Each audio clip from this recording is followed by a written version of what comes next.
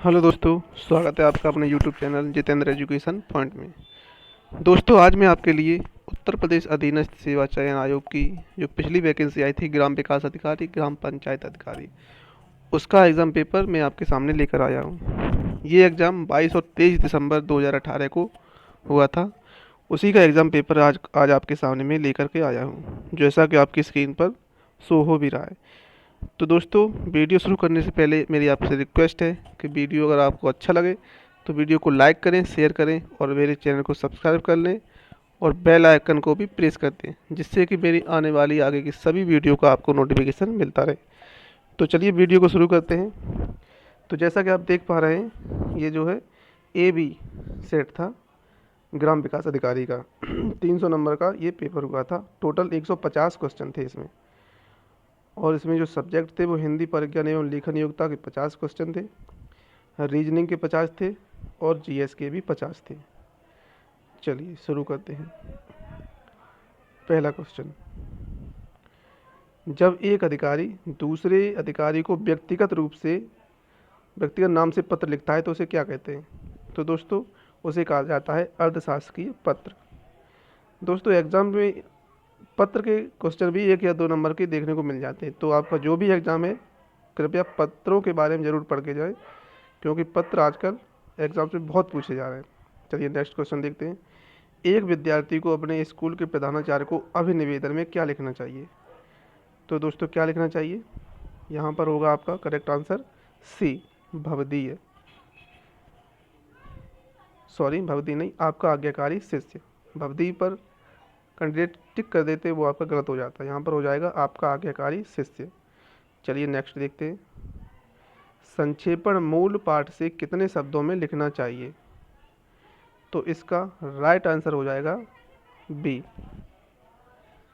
1/3 शब्दों में, यानी कि 1/3 शब्दों में संक्षेपण लिखना चाहिए। चलिए नेक्स्ट देखते हैं। हिंदी में कितने प्रकार की ध्वनि होती है? हिंदी में ध्वनियाँ कितने प्रकार की होती हैं? तो इसका राइट आंसर हो जाएगा बी, 4 प्रकार की। ठीक है, चलिए नेक्स्ट देखते हैं। मात्रा के आधार पर स्वर कितने प्रकार के होते हैं? तो मात्रा के आधार पर स्वरों की संख्या होती है दोस्तों 2। ये 2 प्रकार के होते हैं। चलिए नेक्स्ट देखते हैं। जिह्वा के आधार पर, यानी कि जीव के आधार पर स्वर कितने प्रकार के होते हैं? सॉरी, जिह्वा के आधार पर स्वर कितने प्रकार के होते हैं? तो 6 का राइट आंसर हो जाएगा दोस्तों बी, 3 प्रकार के होते हैं। नेक्स्ट क्वेश्चन, निम्न में कौन सा शब्द पुल्लिंग है? तो दोस्तों देखिए, इसमें कौन सा शब्द पुल्लिंग है? इसमें आभार, आभार जो शब्द है ये पुल्लिंग है। दया स्त्रीलिंग है, माया स्त्रीलिंग है और भाषा भी स्त्रीलिंग ही हो जाएगी। चलिए 8वां क्वेश्चन देखते हैं। निम्न में से कौन सा शब्द पुल्लिंग है? इसमें भी पुल्लिंग पूछा गया है। ये स्त्रीलिंग और पुल्लिंग भी काफ़ी पूछे जाते हैं। तो इसका राइट आंसर हो जाएगा 8 का बी, कष्ट। सेना स्त्रीलिंग होती है, क्षमा और आशा तीनों ही शब्द ये स्त्रीलिंग होते हैं। तो इसका कष्ट जो है वो पुल्लिंग हो जाएगा। अब 9वां क्वेश्चन है, निम्न में से कौन सा शब्द स्त्रीलिंग है? देखिए 3 क्वेश्चन अभी आ चुके हैं स्क्रीन पर। तो 9वां क्वेश्चन का जो राइट आंसर हो जाएगा वो हो जाएगा आय। आप भी अपना कॉपी कलम लेकर बैठिए और अपना टिक लगाते रहिए, बाद में बताइएगा आपके कितने क्वेश्चन सही हुए थे। 150 क्वेश्चन का ये पेपर है। चलिए नेक्स्ट देखते हैं। निम्न में से कौन सा शब्द स्त्रीलिंग है? एक और स्त्रीलिंग, यानी कि 4 क्वेश्चन स्त्रीलिंग और पुल्लिंग से आए थे, लिंग से। तो 10 का जो राइट आंसर हो जाएगा वो हो जाएगा डी, सभा स्त्रीलिंग हो जाती है। ठीक है फ्रेंड्स, चलिए नेक्स्ट क्वेश्चन। संधि कितने प्रकार की होती है? देखिए कितना इजी क्वेश्चन अभी तक तो आए हैं। तो संधि कितने प्रकार की होती है? 11 का राइट हो जाएगा। संधि कितनी होती है? बी, 3 प्रकार की, स्वर संधि, विसर्ग संधि और व्यंजन संधि। चलिए नेक्स्ट क्वेश्चन देखते हैं। 12, सदानंद का संधि विच्छेद कीजिए। सदानंद का संधि विच्छेद कीजिए। तो दोस्तों बताइए क्या हो जाएगा इसका? क्या ये होगा? ये नहीं होगा। क्या बी हो जाएगा? बी भी नहीं होगा, सी भी नहीं होगा। इसका राइट आंसर हो जाएगा सत प्लस आनंद बराबर सत आनंद। चलिए 13वां क्वेश्चन देखते हैं। पुस्तकालय में कौन सी संधि है? संधियों के ऊपर मैंने एक वीडियो बनाया है, अगर आपको नहीं आती तो उस वीडियो को जरूर देख लें, जिससे आपको संधि के बारे में सभी डाउट क्लियर हो जाएंगे। चलिए पुस्तकालय में कौन सी संधि है? तेरे का राइट आंसर हो जाएगा ऑप्शन नंबर ए, दीर्घ संधि। चलिए अभी प्लस उदय की संधि कीजिए। तो चलिए इसका राइट आंसर जो हो जाएगा वो हो जाएगा 14 का ए, अभ्युदय। अभी तक तो हिंदी का जो पोर्शन है वो बिल्कुल ही सिंपल अभी तक तो आया है। आगे देखते हैं, यथासंभव में कौन सा समास है? दोस्तों बताइए यथासंभव में कौन सा समास है? आप भी अपना लगाते रहिए और बाद में कमेंट करके जरूर बताइए कि आपके कितने क्वेश्चन सही हुए थे। 15 का राइट आंसर हो जाएगा, वो हो जाएगा अव्ययी भाव समास। चलिए नेक्स्ट क्वेश्चन देखते हैं, परमेश्वर में कौन सा समास है? फ्रेंड्स बताइए परमेश्वर में कौन सा समास है? तो यहाँ पर हो जाएगा कर्मधारय समास। ठीक है, चलिए नेक्स्ट क्वेश्चन देखिए, अब अध्यक्ष में कौन सा उपसर्ग है? उपसर्ग और प्रत्यय आपको ये भी आना चाहिए, उपसर्ग और प्रत्यय से भी काफ़ी क्वेश्चन आ जाते हैं। तो इसका जो अध्यक्ष में कौन सा उपसर्ग है, इसका राइट आंसर आपका हो जाएगा अभी। खंडित अध पर अध जो है शब्द, इस पर टिक लगा देते लेकिन ये गलत हो जाता है, अभी अभी इसका राइट आंसर हो जाएगा। संग्राम में उपसर्ग बताइए दोस्तों, संग्राम का उपसर्ग बताइए। तो 18 का राइट आंसर हो जाएगा, आप कौन सा लगा रहे हैं? राइट आंसर जो हो जाएगा वो हो जाएगा सम, ये इसका राइट आंसर हो जाएगा। चलिए नेक्स्ट देखते हैं, अब प्रत्यय आया, अभी उपसर्ग चल रहे थे अभी प्रत्यय आ गया। तो सावधानी में कौन सा प्रत्यय है? तो फ्रेंड्स सावधानी में कौन सा प्रत्यय हो जाएगा? 19 का सी, सावधान, और उसमें ई प्रत्यय जोड़ने से सावधानी हो जाता है। चलिए फ्रेंड्स नेक्स्ट देखते हैं 20, जिंदगी में कौन सा प्रत्यय है? 20 का जिंदगी में कौन सा जो प्रत्यय है, तो वो हो जाएगा B number, sorry B number हो जाएगा राइट आंसर।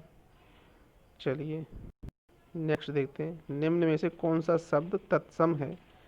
अब तत्सम तद्भव आए हैं। तो 21 का राइट आंसर हो जाएगा प्रिय। मैं थोड़ा जल्दी जल्दी वीडियो बना रहा हूँ क्योंकि वीडियो बहुत लंबा हो जाएगा, 150 क्वेश्चन है। चलिए प्रिय हो जाएगा, ठीक है। 22वां क्वेश्चन देखते हैं, निम्न में से कौन सा शब्द तत्सम नहीं है यानी कि तद्भव है? तो 22 का जो राइट आंसर हो जाएगा वो हो जाएगा ए। नेक्स्ट क्वेश्चन 23 देखते हैं, निम्न में से कौन सा शब्द विदेशज है? देशज और विदेशज ये भी आपको पढ़कर जाना होगा। 23 का जो राइट आंसर हो जाएगा वो हो जाएगा ए, रिक्शा। चलिए 24 देखते हैं, गाय कौन सी संज्ञा है? गाय दोस्तों कौन सी संज्ञा है बताइए? 24 का बी। चलिए नेक्स्ट क्वेश्चन देखते हैं, निम्न में कौन सी भाववाचक संज्ञा है? तो फ्रेंड्स बताइए 25वां क्वेश्चन में कौन सी भाववाचक संज्ञा है? 25 का राइट आंसर हो जाएगा बी, बीमारी। चलिए 26 देखते हैं, हिंदी में कुल कितने सर्वनाम होते हैं? तो 26 का राइट आंसर हो जाएगा आपका ऑप्शन नंबर सी, ये हो जाएगा। चलिए 27 देखते हैं, 27 पूछ रहा है कि सर्वनाम के कुल कितने भेद होते हैं? तो कुल भेद होते हैं सर्वनाम के 6। चलिए 28 नंबर क्वेश्चन है, पर्वतीय कौन सा विशेषण है? तो दोस्तों बताइए पर्वतीय कौन सा विशेषण है? ये आपका गुणवाचक विशेषण हो जाएगा। चलिए नेक्स्ट क्वेश्चन 29, निम्न में से कौन सा शब्द विशेषण है? विशेषण शब्द कौन सा हो जाएगा? 29 का राइट आंसर हो जाएगा चमकीला। चलिए 30 नंबर क्वेश्चन देते हैं, जो शब्द संज्ञा की विशेषता को बताते हैं उन्हें क्या कहते हैं? तो उन्हें विशेषण कहा जाता है। विशेषता बता रहे हैं तो विशेषण हो जाएगा। चलिए 31 देखते हैं, 31 पूछ रहा है, राम सो रहा है इस वाक्य में कौन सी क्रिया है? राम सो रहा है इस वाक्य में कौन सी क्रिया हो जाएगी? तो ये हो जाएगी अकर्मक क्रिया, इसमें कर्म नहीं है कोई भी। चलिए 32 नंबर देखते हैं, वह एक सप्ताह बाद आया इस वाक्य में कौन सा शब्द क्रिया विशेषण है?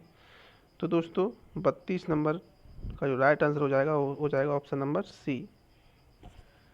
चलिए नेक्स्ट क्वेश्चन देखते हैं, 33 नंबर क्वेश्चन है, सेना युद्ध क्षेत्र से आगे बढ़ी, इस वाक्य में संबंधवाचक शब्द बताइए। तो 33 का जो राइट आंसर हो जाएगा वो हो जाएगा ऑप्शन नंबर सी। आगे चलिए नेक्स्ट क्वेश्चन, वह आया और मैं गया, इस वाक्य में समुच्चय बोधक शब्द बताइए। तो 34 का जो राइट आंसर हो जाएगा वो हो जाएगा ऑप्शन नंबर सी। चलिए नेक्स्ट क्वेश्चन देखते हैं, हाय अब मैं क्या करूं, इस वाक्य में विस्मय बोधक शब्द क्या है। तो 35 का जो राइट आंसर हो जाएगा वो हो जाएगा हाय, विस्मय बोधक, क्योंकि हाय से ही इसमें विस्मय बोधक लग रहा है कि ये विस्मय बोधक है, तो हाय शब्द विस्मय बोधक हो जाएगा। 36 देखते हैं, कौन सा शब्द अनेक का पर्यायवाची हो जाएगा। पर्यायवाची दोस्तों बहुत इंपॉर्टेंट है। तो 36 का जो राइट आंसर हो जाएगा वो हो जाएगा ऑप्शन नंबर बी, सेना। अनेक सेना का पर्यायवाची है। कपड़ा का पर्यायवाची क्या हो जाएगा। तो 37 का जो राइट आंसर है तो आपको पता ही होगा, बिल्कुल सिंपल है, वो वसन। वसन जो है वो कपड़ा का पर्यायवाची हो जाएगा। आकाश का विलोम क्या हो जाएगा। तो आकाश का राइट आंसर हो जाएगा पाताल।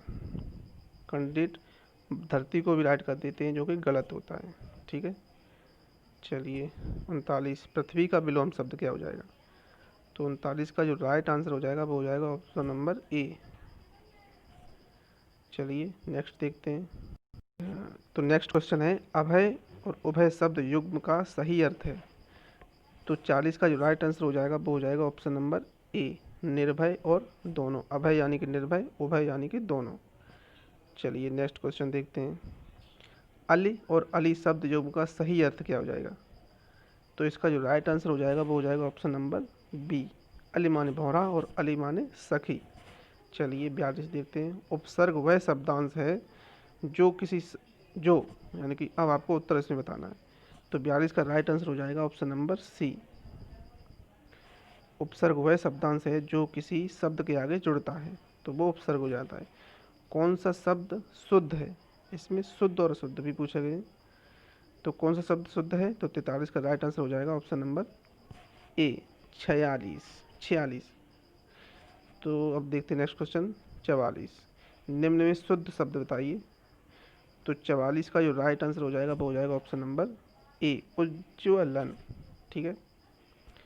बहुत से कैंडिडेट बी को सही कर लेते हैं जो कि बिल्कुल गलत होता है, ए नंबर बिल्कुल सही हो जाएगा। चलिए 45वां नंबर,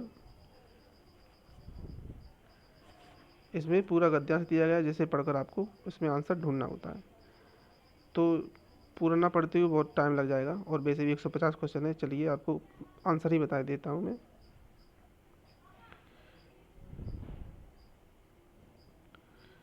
ऊपर जो गद्यांश दिया गया था, तो दोस्तों इसका शीर्षक पूछा गया था। तो 45 नंबर का जो राइट आंसर हो जाएगा वो हो जाएगा आपका ऑप्शन नंबर ए, उत्साह। उत्साह इसका राइट आंसर हो जाएगा। अब देखते हैं क्वेश्चन नंबर 46, कुंती अपने नवजात सुकुमार शिशु को कहाँ छुड़ाती है। इसमें भी गद्यांश है ऊपर, तो पूछा जा रहा है कि कुंती अपने नवजात सुकुमार शिशु को कहाँ छोड़कर आती है। तो 46 का राइट आंसर हो जाएगा नदी में, कर्ण को नदी में छोड़ा था कुंती ने। चलिए नेक्स्ट क्वेश्चन देखते हैं, मंजू शाह को कौन लेकर जा रहा था। तो 47 का जो राइट आंसर हो जाएगा वो हो जाएगा ऑप्शन नंबर डी। चलिए अब आते हैं 48 नंबर, राजा अधिरथ ने सेवकों को क्या आज्ञा दी थी। तो 48 का जो राइट आंसर हो जाएगा वो हो जाएगा ऑप्शन नंबर ए, मंजूषा को लाने की। चलिए 49 देखते हैं, चंपा नगरी के राजा किसके साथ गंगा स्नान करने आए थे। तो 49 का हो जाएगा ऑप्शन ए सही हो जाएगा, राधा और सेवक के साथ। अब लास्ट क्वेश्चन है हिंदी चैप्टर का, जब कोई सरकारी पत्र, ज्ञापन या कार्यालय ज्ञापन एक साथ अनेक परिस्थितियों को भेजा जाए तो उसे क्या कहते हैं। पत्र से एक और क्वेश्चन आ गया देखिए, तो इसका हो जाएगा राइट आंसर परिपत्र। ये बहुत इंपॉर्टेंट है, ये क्वेश्चन काफ़ी बार देखने को मिला है। तो लोग इसे अधिसूचना भी कर देते हैं, आदेश भी कर देते हैं, बिल्कुल करते हैं, ये परिपत्र इसका राइट आंसर हो जाता है। चलिए अब नेक्स्ट देखते हैं। तो दोस्तों इसमें अगला जो सब्जेक्ट है वो दिया गया है रीजनिंग। तो रीजनिंग तो अब ऐसे तो अब आप करके ही देख सकते हैं, इसे पढ़कर तो नहीं हो पाएगी सॉल्व, तो अब देखते हैं अगला जीएस जो है उसे देखते हैं, ठीक है। चलिए दोस्तों जीएस पर आ गए हैं। रीजनिंग सरल सही थी, ज़्यादा इजी टू मॉडरेट थी, ठीक है। अब आते हैं जीएस पर। तो पहला क्वेश्चन है जीएस का 101 नंबर, 50 हिंदी के थे, 50 जीएस के और 50 रीजनिंग के। तो 100 क्वेश्चन होने के बाद लास्ट नंबर है जीएस का 101 नंबर क्वेश्चन। तो देखते हैं, क्वेश्चन थोड़ा बड़ा है, छोटा कर लेते हैं इसे। तो जैन धर्म में त्रिरत्न दिए जाते हैं और उन्हें निर्वाण का मार्ग कहा जाता है, वे क्या है? तो इसका राइट आंसर आपको देना है। तो 101 का राइट आंसर हो जाएगा ऑप्शन नंबर डी, सही विश्वास, सही ज्ञान और सही आचरण। चलिए नेक्स्ट क्वेश्चन देखते हैं। अंडमान और निकोबार द्वीप समूह भारत का एक संघ शासित प्रदेश है। निकोबार में द्वीपों की संख्या कितनी है? तो दोस्तों निकोबार में द्वीपों की संख्या कितनी है? तो इसका राइट आंसर हो जाएगा ऑप्शन नंबर बी। चलिए नेक्स्ट देखते हैं 103 नंबर क्वेश्चन। सौर मंडल की उत्पत्ति से संबंधित इनमें से कौन सा सिद्धांत सही ढंग से मेल खाता है? तो 103 नंबर का सही आंसर हो जाएगा ऑप्शन नंबर बी, ज्वारी हाइपोथेसिस, जेम्स जीन्स और हेराल्ड जेफरी। चलिए नेक्स्ट क्वेश्चन देखते हैं। 104 नंबर है, इनमें से कौन सा महाद्वीप सही ढंग से अपने सबसे बड़े क्षेत्र में मेल खाता है? तो इसका जो राइट आंसर हो जाएगा वो हो जाएगा ऑप्शन नंबर डी, दक्षिण अमेरिका, ब्राज़ील। चलिए नेक्स्ट क्वेश्चन देखते हैं। तो 105 नंबर है, असंगत मिलान खोजें। तो इसमें जो आप स्क्रीन थोड़ा सा रोक के और देख सकते हैं, पेपर क्वेश्चन थोड़ा बड़ा है तो पूरा पूरा पढ़ाऊंगा तो बहुत लंबा वीडियो हो जाएगा। तो आप जो है वीडियो को स्टॉप करके और पढ़कर आराम से पेपर सॉल्व कर सकते हैं, ठीक है। तो 5 का जो सही उत्तर हो जाएगा वो हो जाएगा ऑप्शन नंबर सी, दुनिया में सबसे गहरी झील सुपीरियर झील है कनाडा में, ठीक है। तो नेक्स्ट क्वेश्चन देखते हैं 106 नंबर। इनमें से कौन सा कम हिमालय या हिमाचल के महत्वपूर्ण पहाड़ी रिसोर्ट्स में से एक नहीं है? तो 106 का सही हो जाएगा ऑप्शन नंबर ए, बाणासुर, ठीक है। 107 देखते हैं। इस नदी की कुल लंबाई 2900 किलोमीटर है। यह तिब्बत चेमयोंग डंग ग्लेशियर से शुरू होता है तथा जहाँ इसे संगपो कहा जाता है और दिहांग नाम के तहत भारतीय क्षेत्र में प्रवेश करता है। इसकी महत्वपूर्ण सहायक उपनगरी सुबनसिरी, कामेंग, धनसिरी, मानस, तीस्ता है। नदी का नाम क्या है? तो इसमें नदी का नाम पूछा गया है, ठीक है फ्रेंड्स। तो 107 नंबर का जो राइट आंसर हो जाएगा वो हो जाएगा option number C, Brahmaputra. Brahmaputra नदी 2900 किलोमीटर लंबी है। चलिए 108 नंबर देखते हैं। भारतीय मानक मेरिडियन 5 राज्यों के माध्यम से गुजरता है। इनमें से कौन सा राज्य 5 में से नहीं है? तो 108 का राइट आंसर हो जाएगा ऑप्शन नंबर सी, बिहार। चलिए 9 नंबर देखते हैं। 9 नंबर का जो सही आंसर हो जाएगा वो हो जाएगा ऑप्शन नंबर सी। चलिए ठीक है। तो नेक्स्ट क्वेश्चन देखते हैं 110। भारत के संविधान के किस संशोधन अधिनियम ने पंचायती राज को एक संवैधानिक निकाय बनाया है? तो 110 का जो राइट आंसर हो जाएगा वो हो जाएगा ऑप्शन नंबर ए, ठीक है फ्रेंड्स। अब आते 111 पर। इनमें से कौन सा भारत में पंचायती राज की त्रिस्तरीय प्रणाली में एक स्तर नहीं है? तो इसका जो राइट आंसर हो जाएगा वो हो जाएगा ऑप्शन नंबर डी, डी इसका राइट आंसर है। चलिए 112 नंबर। इनमें से कौन सा भारतीय संविधान की एक महत्वपूर्ण विशेषता नहीं है? तो इसका जो राइट आंसर हो जाएगा वो हो जाएगा ऑप्शन नंबर, चलिए पहले सारे ऑप्शन दिखा देता हूँ मैं, थोड़ा छोटा कर दो, आंसर थोड़े बड़े बड़े हैं। तो इसका जो राइट आंसर हो जाएगा 112 का वो हो जाएगा ऑप्शन नंबर डी। चलिए नेक्स्ट देखता हूँ 113। इनमें से कौन सा कारक नहीं है जो भारतीय संविधान के निर्माण में योगदान देता है? तो 113 का हो जाएगा सही ए नंबर, औद्योगिक क्रांति।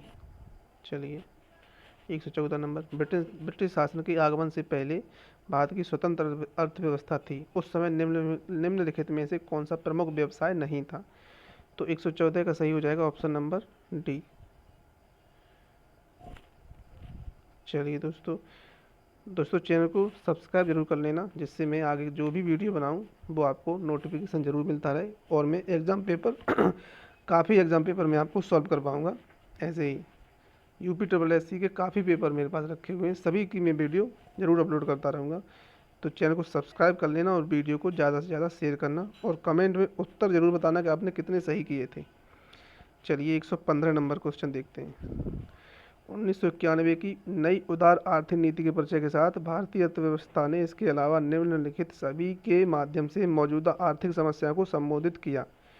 तो 115 का जो राइट आंसर हो जाएगा वो हो जाएगा ए नंबर, औद्योगिकरण। चलिए नेक्स्ट देखते हैं। कुछ भारतीय अर्थशास्त्री ब्रिटिश शासन के दौरान भारत की राष्ट्रीय आय का आकलन का मूल्यांकन करने का प्रयास करते थे। निम्नलिखित में से कौन वो अर्थशास्त्री नहीं है? तो 116 का सही हो जाएगा डी नंबर, प्रशांत चंद्र महालनोबिस। ये जो है वो अर्थशास्त्री नहीं है। चलिए 117 नंबर है। निम्नलिखित में से कौन सा बैंक और उसकी टैगलाइन के बीच एक असंगत मिलान है? तो 117 का जो राइट आंसर है वो है option number B, Punjab National Bank, बढ़ती का नाम जिंदगी। चलिए 118 देखते हैं। गांधी जी के गांव सर्वोदय के आदर्श ने बताया कि एक आदर्श गांव को कुछ शर्तों को पूरा करना होगा, इनमें से क्या शर्तों में से नहीं है? चलिए ऑप्शन देखते हैं। तो ऑप्शन नंबर जो हो जाएगा वो हो जाएगा सही आंसर हो जाएगा बी, भाईचारे की भावना विकसित करने के लिए पूजा का स्थान एक दूसरे के बगल में बनाया जाना चाहिए। चलिए 19 नंबर देखते हैं।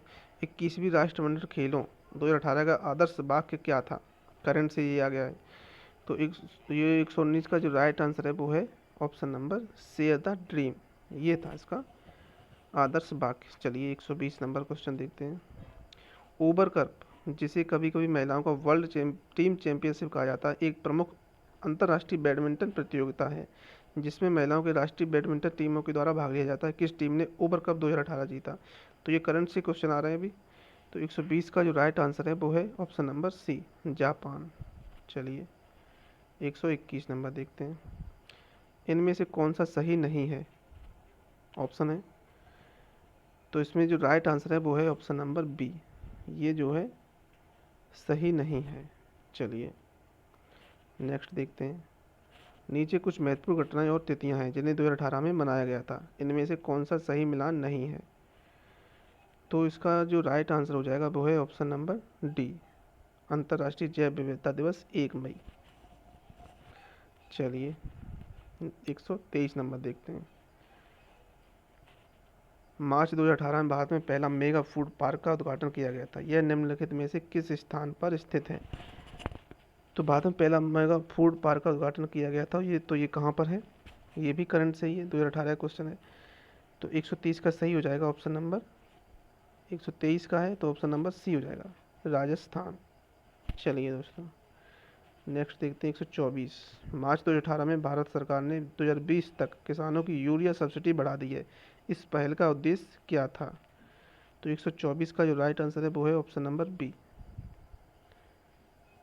वैधानिक नियंत्रित कीमतों पर यूरिया की पर्याप्त आपूर्ति सुनिश्चित करना। चलिए 125 नंबर देखते हैं। तो कृषि उत्पादन बेचने के लिए एक नया मंच भारत सरकार द्वारा शुरू किया गया, इस नए मंच को क्या नाम दिया गया है? तो 125 का राइट आंसर है ए नंबर, ई राकम। ठीक है, रकम, ई रकम। तो 126 नंबर क्वेश्चन देखते हैं। भारत सरकार कृषि उत्पादन के मौजूदा 10% से भारत में खाद्य प्रसंस्करण क्षेत्र की क्षमता को 3 गुना करने की योजना बना रही है और देश के मेगा फूड पार्क के लिए 6000 करोड़ का निवेश किया। यह निम्नलिखित में से किस योजना का एक भाग है? तो इसका जो राइट आंसर हो जाएगा वो हो जाएगा ऑप्शन नंबर सी, संपदा। 127 नंबर देखते हैं। गलत मिलान की पहचान कीजिए, इसमें आपको मिलान करना है। ठीक है, तो 127 का जो सही है वो है ऑप्शन नंबर बी, अमीटर। सारे ऑप्शन सही है लेकिन ये वाला ऑप्शन मेल नहीं खा रहा है। अब 128 में भी मिलान करना है आपको। तो इसका जो राइट आंसर है वो है ए नंबर, माइक्रोवेव ओवन पर्सी स्पेंसर। ये भी गलत आंसर है, सॉरी ये सही आंसर है, बाकी सभी गलत हैं। अस्थायी रूप से संग्रहित डेटा के लिए उपयोग किया जाने वाला शब्द क्या है? तो इसका जो राइट आंसर है वो है कैश डेटा। 130 अभिज्ञान शाकुंतलम किताब के लेखक कौन थे? ये तो काफ़ी फेमस किताब थी, तो इसका जवाब तो सभी को पता ही होना चाहिए। 130 का जो राइट आंसर है वो है कालिदास। कालिदास की एक काफ़ी फेमस किताब थी अभिज्ञान शाकुंतलम। चलिए 131 नंबर देखते हैं। निम्नलिखित में से कौन से युग्म सही ढंग से मेल नहीं खाते? तो इसमें सही आंसर देना है आपको 131 का। तो इसका सही आंसर है बी नंबर, समय का संक्षिप्त इतिहास, अल्बर्ट आइंस्टीन। चलिए 132 नंबर देखते हैं। कैलिस्टो, एम्प्टी, एरियल और सेंचुरी विभिन्न प्रकार के ये क्या हैं? तो 132 का राइट आंसर है ऑप्शन नंबर डी, ये फॉन्ट हैं। कैलिस्टो, एम्प्टी और एरियल, सेंचुरी ये सभी फॉन्ट होते हैं, टाइपिंग फॉन्ट। 133 नंबर देखते हैं। इनमें से कौन सा इंटरनेट तक पहुंच प्रदान करता है? 33 का राइट आंसर आईएसपी। आईएसपी का पूरा नाम होता है इंटरनेट सर्विस प्रोवाइडर। चलिए नेक्स्ट देखते हैं 134। पावर स्ट्रिप क्या है? पावर स्ट्रिप ये क्या होती है फ्रेंड्स? ये क्वेश्चन 134 नंबर है, तो इसका राइट आंसर होता है ए। यह एक विद्युत उपकरण है जिसका उपयोग बॉल आउटलेट की क्षमता को विस्तारित करने के लिए किया जा सकता है, जो उपकरणों को समायोजित कर सकता है। चलिए नेक्स्ट देखते हैं 135। निम्न में से कौन सा समूह एम एस एक्सेल के इंसर्ट टैब में मौजूद नहीं है? तो 135 का राइट आंसर है अनुच्छेद, ये एम एस एक्सेल में मौजूद नहीं है। उत्तर प्रदेश का त्रिवेणी संगम निम्नलिखित नदियों में से किसके संगम का स्थान है? जो प्रयागराज में संगम है वो किन किन नदियों का संगम स्थल है? ये क्वेश्चन है 136 का पूछा गया है, तो राइट आंसर हो जाएगा गंगा, यमुना, सरस्वती। चलिए नेक्स्ट देखते हैं 137 नंबर। निम्नलिखित में से कौन सा उत्तर प्रदेश में विश्वविद्यालय नहीं है? तो 137 का राइट आंसर हो जाएगा सी, बरकतुल्ला विश्वविद्यालय नहीं है। बाकी सभी विश्वविद्यालय उत्तर प्रदेश में हैं। 138 देखते हैं। निम्नलिखित में से कौन सा उत्तर प्रदेश का लोक नृत्य नहीं है? तो लोक नृत्य आपका गिद्दा, गिद्ध नृत्य, ये पंजाब का है। ठीक है, तो ये उत्तर प्रदेश का नहीं है। 39 देखते हैं। उत्तर प्रदेश में ललित कला अकादमी, नेशनल एकेडमी ऑफ आर्ट क्षेत्रीय केंद्र कहाँ स्थित है? तो 39 का राइट आंसर हो जाएगा option number B, sorry Lucknow में। लखनऊ में ये ललित कला अकादमी स्थित है। 140 छठ पूजा में किस भगवान की पूजा की जाती है और उत्तर प्रदेश, झारखंड और बिहार का एक महत्वपूर्ण त्यौहार है? 140 का राइट आंसर हो जाएगा सी, रवि, यानी कि सूर्य भगवान की इसमें पूजा की जाती है। 100 अब देखते हैं 141 नंबर। इलाहाबाद जो कि प्रयागराज है में इनमें से कौन सा मेला मनाया नहीं जाता? तो 131 का सही है बैसाख मेला। कुंभ मेला तो भाई प्रयाग में ही मनाया जाता है, ये तो गलत हो ही नहीं सकता, तो बैसाख मेला। 142 देखते हैं। एसोचैमअप एक राज्य स्तरीय वाणिज्य और उद्योग का प्रमुख चैम्बर ऑफ ट्रेड है जो निजी, सहकारी और सार्वजनिक क्षेत्रों में बड़ी, मध्यम और छोटी इकाइयों का प्रतिनिधित्व करता है। एसोचैमअप का पूरा रूप क्या है? इसका फुल फॉर्म आपसे पूछा गया है। चलिए तो फुल फॉर्म जो इसकी राइट आंसर हो जाएगा 142 का राइट आंसर हो जाएगा option number D, the associate chamber of commerce and industry of Uttar Pradesh. चलिए उत्तर प्रदेश राज्य कब अस्तित्व में आया था? ये बहुत ही इंपॉर्टेंट क्वेश्चन है। तो उत्तर प्रदेश राज्य 1 अप्रैल 1937 को अस्तित्व में आया था। नेक्स्ट क्वेश्चन देखते हैं 144। जनगणना 2011 के अनुसार उत्तर प्रदेश की जनसंख्या कितनी है? तो इसकी हो जाएगा सही आंसर 19,95,81,477। ऑप्शन नंबर बी बिल्कुल राइट हो जाएगा। 145 नंबर क्वेश्चन देखते हैं। निम्न में से कौन सा उत्तर प्रदेश में एक जिला नहीं है?